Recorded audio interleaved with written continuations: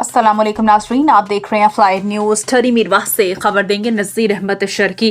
ठरी मीरवाह के करीब दरगाह छतन शाह के गांव लियाकताबाद की रिहायशी खातून बानो माड़ीचो ने अपने शौहर के तशद्दुद से तंग आकर 2 बच्चों समेत मीरवाह केनाल में डूबकर खुदकुशी कर ली।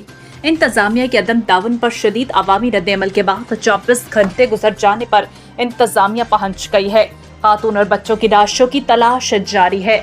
तफसीलात के मुताबिक छतन शाह की रिहायशी 30 साल खातून ने अपने शौहर वसीम माड़ीजो के तशद्दुद से तंग आकर अपने 2 मासूम बच्चों के साथ मीरवाह केनाल में डूबकर खुदकुशी कर ली।